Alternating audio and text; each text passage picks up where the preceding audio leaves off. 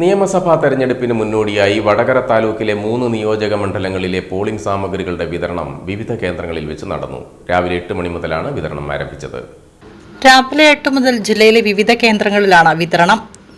Polling സാമഗ്രികൾ കൈപ്പറ്റിയ ഉദ്യോഗസ്ഥരെ പ്രത്യേക വാഹനങ്ങളിൽ പോളിംഗ് ബൂത്തുകളിൽ എത്തിച്ചു. ഇതിനായി 1217 വാഹനങ്ങൾ ജില്ലയിൽ തയ്യാറാക്കിയിരുന്നു. പോളിംഗ് ഉദ്യോഗസ്ഥരുടെ യാത്രയിൽ പോലീസും റൂട്ട് ഓഫീസറും അനുഗമിച്ചു.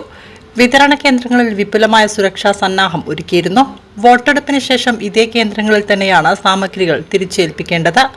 ഓരോ കേന്ദ്രത്തിലും 20 മുതൽ 30 വരെ കൗണ്ടറുകൾ ഉണ്ടാകും. ഓരോ കൗണ്ടറിലും അനുവദിക്കപ്പെട്ട പോളിംഗ് സ്റ്റേഷനുകളുടെ ലിസ്റ്റ് പ്രദർശിപ്പിക്കും. ഓരോ പോളിംഗ് സ്റ്റേഷനിലേക്കും അലോട്ട് ചെയ്യുന്ന ഉദ്യോഗസ്ഥരുടെ വിവരം അതാത് വിതരണ കേന്ദ്രങ്ങളിൽ വ്യക്തമായി പ്രദർശിപ്പിക്കും. സാമഗ്രികൾ കൈപ്പറ്റാനെത്തുന്ന ഉദ്യോഗസ്ഥർക്കായി കുടിവെള്ളം, ലഘുഭക്ഷണശാല, ഹെൽപ്പ് ഡെസ്ക്, അടിയന്തര ചികിത്സാ സൗകര്യം എന്നിവയും ഒരുക്കിയിരുന്നു.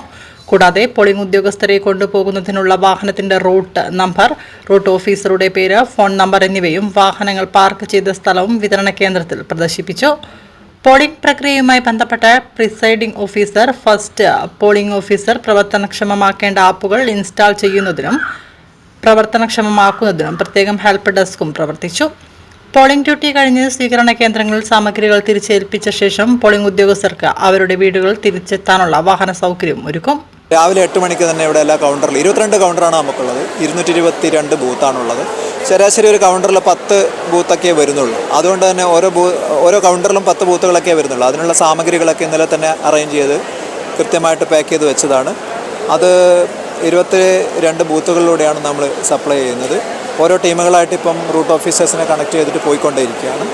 ഇവിടെ മറ്റ് പ്രയാസങ്ങളൊന്നും ഇപ്പോൾ അനുഭവപ്പെടുന്നില്ല.